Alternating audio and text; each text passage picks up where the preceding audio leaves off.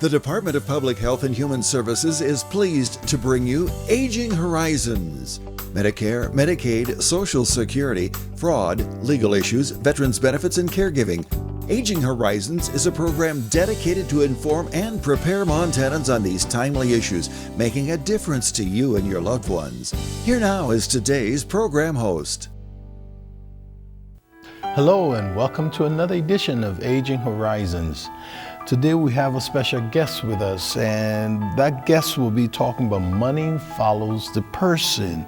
She's going to be talking about the eligibility requirements, what you need, what you don't need, and there's so much more information she has to provide. So please stay tuned and we will be right back. Hey caregivers, did you know that respite time is your time? How will you spend it? We love to get outdoors, so if we have any free time, that's pretty much where you can find us. Bailey Tolson, East Helena. We love to hike. Any chance we get, we're out there. And of course, there's always date night. Montana Lifespan Respite. Respite for caregivers. It's okay to need it. It's okay to want it. It's okay to get it. To learn if you're eligible, call 1-800-224-6034. We love date night. Medicare loses $60 million in Montana each year, $70 billion nationally. Medicare processes 4.5 million claims a day. They don't know who your doctor is, but you do. Mistakes can happen. Read your Medicare statements and call Montana Senior Medicare Patrol if you see anything unexpected. 1-800-551-3191. This project is supported by a grant by the Administration for Community Living.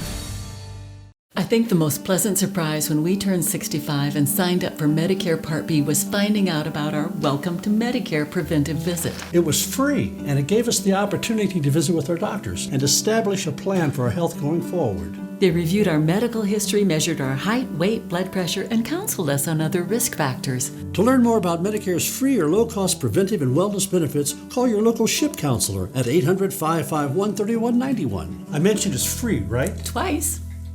I was the last guy you'd expect to get diabetes. I was a competitive runner and I always took care of myself. So when I was diagnosed, it kind of threw me. But it's really encouraging to know I'm not alone with it. There are a lot of other people going through the same things as I am. It takes some effort. You have to keep after it. Exercise, meds, and diet are the key. But there are a lot of folks who want me to succeed. Diabetes is not the end of the world. With effort and attitude, you can have a normal life. Welcome back to Aging Horizons. This is a program brought to you by the Montana Department of Public Health and Human Services. I'm your host, Wilmot Collins, and our special guest with us today is Morgan Heckford, and she is the housing specialist. Money follows the person, housing specialist. Morgan, thanks for coming to join us. Thank you for having me. Yeah, so money follows the person. What is it? So Money Follows a Person is a demonstration grant that started nationally in 2005, and then Montana adopted it in 2014. This grant came out of the Olmstead Act, which gave individuals with disabilities the right to leave institutional settings and receive supports and services in their own communities. The grant also helps reduce the high costs of institutional settings and to lower costs for home and community-based services. So, you are able to transition people, clients, from institutionalized setting to community. Yes. So, how many have you transitioned from one setting to the other? So since 2014, we've transitioned about 380 people from institutional settings to their communities of choice. So has there been a time where they have failed and wanted to go back?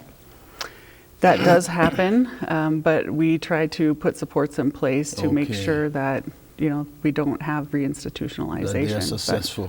Yeah. Right. So tell me, who benefits from the program? Well, any Montanan that is currently in a institutional setting and wants to transition out into their own community, they need to be eligible for one of our 3 Montana Medicaid waivers, which are either the DD waiver, which is developmental disability waiver, our Big Sky waiver, which is our elderly and physically disabled waiver, or our SDMI waiver, which is our severe disabling mental illness waiver. So they need to qualify for one of the three of those. They also have to have stayed in the institutional setting, the nursing home or hospital, for at least 60 days, and one of those days being paid for by Medicaid. Also, they have to be willing to move into a MFP setting, which would be either back into their own home with their family, or renting an apartment or home in the community, or an assisted living facility if they choose. And we can do transfers into group homes, but those group homes must be 4 or less individuals. Oh, wow.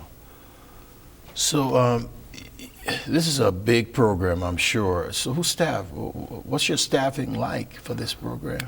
So there are 4 of us that run the Money Follows a Person program. Our project director is April Staudinger. Okay. Our grant specialist is Haley Horn.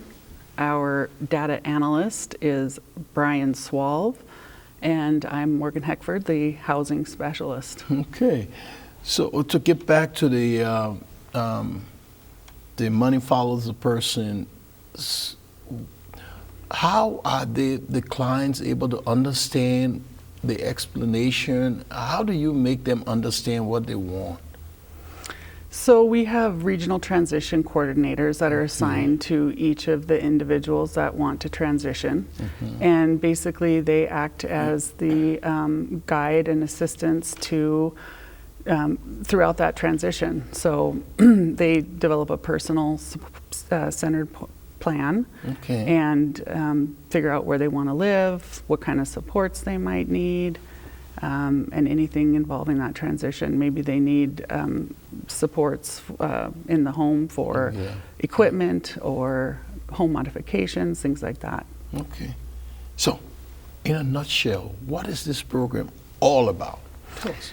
So it is about increasing independence and living in the community with supports and services that folks need. And, you know, we like to call MFP Olmsted in Action. So this is a pretty detailed program, and you have transitioned 300 and how many? 60? 380, yeah. 380 people from from group homes and hospital settings into the community. And some of them have been successful. Am I correct? Yes, we've had quite a few successful transitions. So we have about a minute to go in our first segment. So tell me, what are some of the benefits of the MFP program?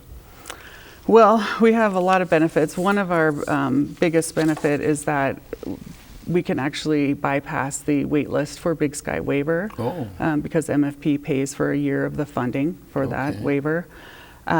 We save money by reducing the high cost of institutional settings. Yeah, because they're expensive. Yeah, we offer enhanced federal Medicaid match for the state. We provide the funding for the regional transition coordinators, and those coordinators often have a high success rate of transitions because they provide that support. And we kind of are that in-between coverage between institutional Medicaid and before waiver Medicaid kicks in. So we're kind of that coverage in between stage. Wow. So you got a lot of programs. You guys are pretty busy there. Yes, so we're about to go on a commercial break, so we'll be right back. So we'll be heading right back. So get your coffee and get ready for our next segment. Stay tuned, and we will be back.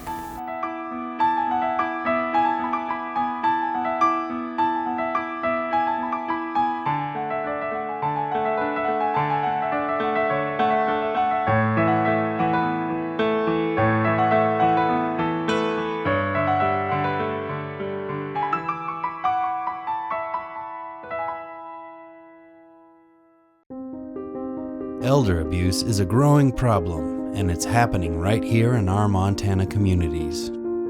At least 1 in 10 older adults are victims of physical or emotional abuse, financial exploitation, or neglect. To get help or report elder abuse, call your local area agency on aging or Adult Protective Services at 1-844-277-9300. Every generation produces heroes, men and women who step forward to defend our country in time of need, no matter the personal cost to themselves. And though we can never fully repay them, we can make sure they have access to low-cost, long-term care when they need it. That's what Montana's Veterans Homes are all about. If you've got a hero in need in your family, call us. We can help. I've been shooting since I was young. It's something I've always enjoyed. I wasn't feeling like myself, but my friend noticed. He asked if he could hold onto my guns temporarily. At first, I was a little shocked, but then I agreed. I think he saved my life that day.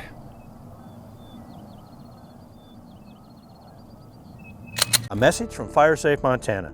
If you are buying or building your dream home in the wildland-urban interface, you may find your building uninsurable. Insurance companies are limiting coverage and may even exclude wildfire coverage. By creating a defensible space and utilizing fire-resistant construction, you can increase your home's insurability. For more information, contact FireSafe Montana today. This message brought to you in part by Northwestern Energy and aired by the Montana Broadcasters Association. Welcome back. We have been talking to Morgan Heckford, and we've been discussing money follows the person. And she has got a wealth of information for us, and we just delve right into it. Morgan, thank you so much. I can't thank you enough for this. So what do money follow the person participants choose to live, and when they leave the nursing home or facilities, where do they go? Well, it's up to them where they would like to live and what community they'd like to live in. And some choose apartments, some choose to live in assisted living facilities for a little extra support. Some choose to live with their families. So just for an example, in 2025, we transitioned 60 MFP participants. Oh, wow. And of those, 83% wanted to live in an assisted living facility, while 17 chose their own apartment or home. In 2026 so far, we've transitioned just over 25 individuals, and 76% of those individuals chose an assisted living facility, and 24% moved into their own apartments. So as the housing specialist, that's what you do? Yes. Whoa, so you got to work with them hand in hand to be able to get this going. Yeah, and I work with the regional transition coordinators to search for housing and look at housing settings. And I know you got barriers. I know you got a lot of barriers to jump over. So what are some of those barriers that you're faced with? Well, in general, I think all Montanans have that barrier of inventory, right? There's not enough housing. Right. But even more so for MFP participants, especially if they've been in the institutional setting for years. They may have no income or low income.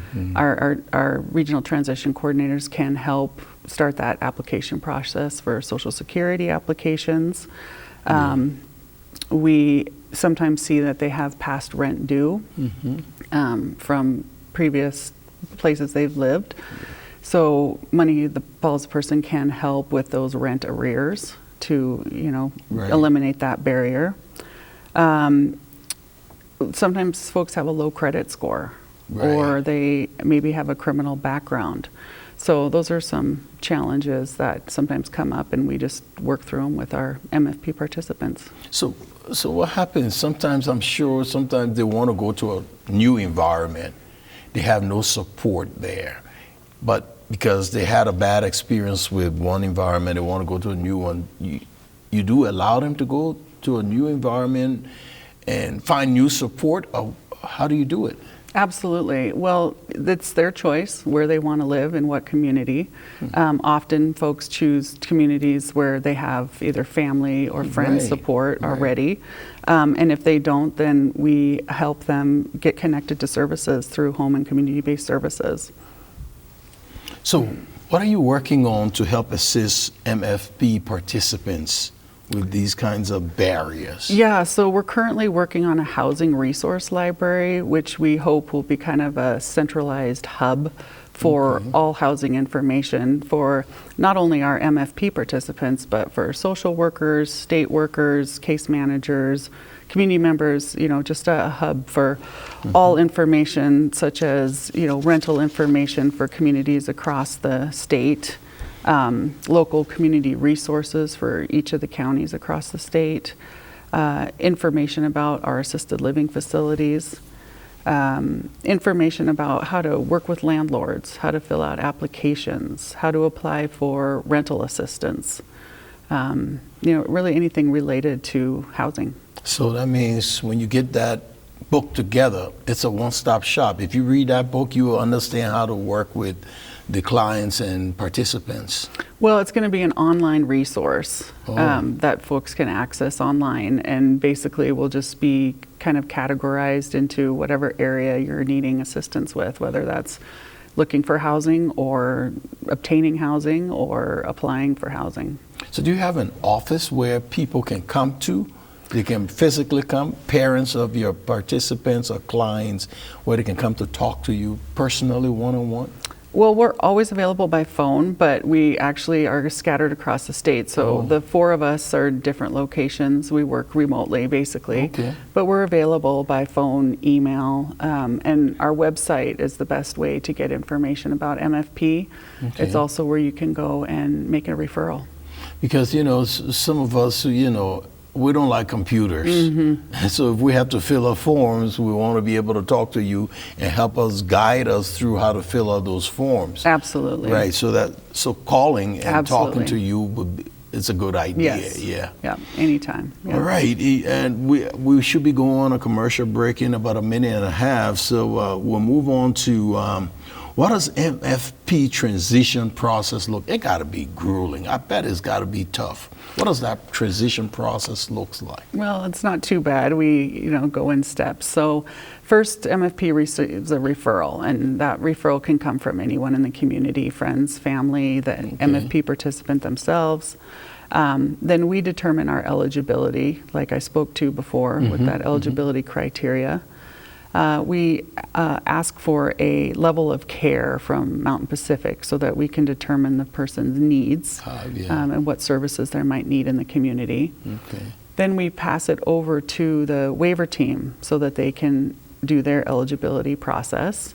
And then if they are eligible for one of the three waivers, we assign a regional transition coordinator in their community of choice. And then that regional transition coordinator starts to work with that person, building a person-centered plan, and seeking out housing and all the things that come with that. Man, you see how many people just for one person. So it's a good process, but I can see how much work you put into it. So we'll be going to a commercial break, so we'll be right back. So stay tuned, and we will be right back with more information from Morgan Heckford. We'll be right back.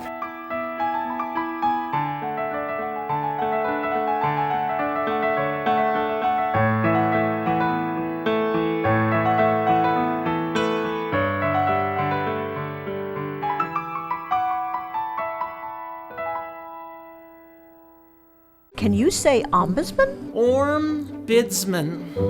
Ombudsman? Uma Doodlesman? Fortunately, you don't have to say it right to get the help of a long-term care ombudsman. If you or a loved one reside in assisted living or long-term care, an ombudsman can help resolve any issue. And these services are completely free and confidential. Now, why don't you try that again? Ombudsman. You've probably seen some big-name celebrities on your TV lately talking about all the Medicare benefits you're missing out on. But the insurance companies who are paying for these ads may be pushing benefits not available in Montana. Fortunately, help is available from a friendly state health insurance assistance program counselor who can help you sort it all out. It's free, and we screen everyone for eligibility regardless of your zip code. It's Montanans helping Montanans. Call today. Every 65 seconds, someone is affected with Alzheimer's or other dementias. Many become isolated at a time when help is most needed. If you or someone you love is affected, help is available, both for people with memory loss and their caregivers. Memory loss can feel frightening, but you are not alone. Call the free 24/7 Alzheimer's Association helpline, 800-272-3900, for guidance and support. Benefits can be complicated. Getting help shouldn't be. Montana Veteran Service Officers offer free, confidential assistance to help veterans understand and receive the benefits they've earned, state, federal, and beyond. There's never a charge, only support. Connect with your local VSO today. Call 406-324-3742 or visit veterans.mt.gov. Montana serving veterans. Brought to you by Montana Veteran Affairs Division and this station. Welcome back to Aging Horizons, and we have been talking to Morgan Heckford, and she has been giving us a lot of information on money follows the person. We were just discussing what does the money follows the person process, transition process looks like. So we will come back to you, Morgan. Tell us, what does that process look like? Let's continue with that. Okay, so I think I left off at where the regional transition coordinator meets with the individual that wants to participate with MFP, which we call Money Follows the Person. And they develop a service plan, a person-centered plan to make sure that their transition to the community is successful. After that process starts, the regional transition coordinator then coordinates with the waiver team case manager in order to set up the appropriate services. And then the person makes that transition to the community. And hopefully it's a successful transition. That RTC follows that person for about a month after their transition, so they can make sure they've got all their needs met and equipment that they need and the services are in place. And then Money Follows the Person actually follows that person for the full year they are with Money Follows the Person. So we check in monthly to ensure that their housing is stable, that there's no risk of reinstitutionalization. So I'm sure you have cases where they're not, they don't pass eligibility requirements. So how do you break the news to them saying, hey, how do you break the news saying you don't follow, you didn't meet eligibility requirements? Yeah, so they might not be eligible for Money Follows the Person, but they could be eligible for other programs. So we will then refer them to those other programs, whether it's one of the waivers or other assistive programs in the state of Montana. Good. So it's a process. Transition is always a process. So how long does this process take from the time you receive notice that participant A, client A wants to transition? What's that like? Well, because people are unique, that transition process is also very unique and will depend on their person-centered plan and what their needs are. But Money Follows the Person can start a transition up to 6 months before they discharge from that institutional setting. The longer we have in that process, the better that process usually goes, and the more time we have to prepare for that transition. But we also have had folks transition in 2 weeks before they discharge. So it's kind of a wide variety depending on the person, and folks that know where they want to live and they've already had that set up, say before they even came into MFP, then those transitions can be quicker. And to have resources in the various communities, So I'm sure you have success stories. Absolutely. Yeah? I love to hear success stories because, it shows that, you know, that's the thing we can brag about. So brag about some of your stories. Yeah, and that's the best part of our Yes. job, right, is hearing those Yes. success stories. So just a couple that come to mind. We had one individual who transitioned, had been in the nursing home for quite some time, a couple years, and came back to the community in her own apartment. And when we called her up to see how she was doing, she said, you know, I really felt I was going to die in the nursing home, and now I'm finally living. Wow. And so that was really, really good to hear. Yeah. We also get some younger folks that are in nursing homes and maybe not appropriately placed. Right. We had a young man who had been in a nursing home for a couple years, very depressed. He was kind of, he was on some antidepressant medication and not doing well, but his care team was not sure he could live independently in the community. Right. But the referral was made to MFP. We were able to get him a house or an apartment in the community of his choice. And we actually installed a lift system in the ceiling so that he could transfer from his bed to his wheelchair.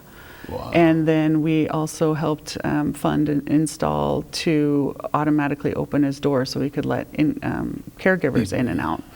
So with those supports, you know, he ended up being very successful. He's thriving in his community. He has an awesome social network. Wow. And he actually came off of his antidepressant medication. So that was a huge success. Wow.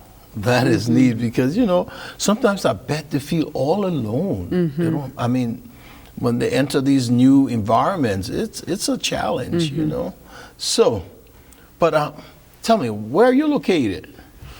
So, like I said, our website is our best place to find us. All the information you need for MFP is on there, including a link to where you make a referral. Okay. And I just want to reiterate that anyone can make a referral, whether you're a social worker, case manager, community member, family member, Wilmot. Yes. Anyone can make that referral, and we always encourage people who are in nursing homes to refer themselves. And you have your phone number, everything on the website? Everything's on the website, yep. And if you have questions or you're not savvy with the computer, feel free to give us a call. You bet. Is there any final words? Make a referral to MFP and let's move people out of institutional settings and back into the community. They can be successful. I heard 2 successful stories today, and it warms my heart to hear that, you know, because people need to know that there are resources out there that can help them, and they need to access those resources. Absolutely. Morgan, I want to thank you so much for joining our program today. Thank you for having me. You have been a wealth of information, and thank you so much for all that you do for the clients and for the participants. I know your work is cut off for you, like to say. So this has been Aging Horizon. I've been your host, Wilma Collins. Thanks for joining us, and we will see you next time.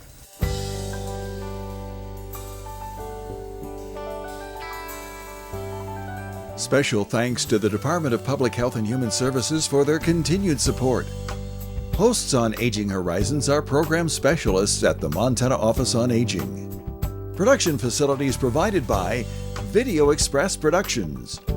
For more information about Aging Horizons, call the Department of Public Health and Human Services toll-free at 800-332-2272.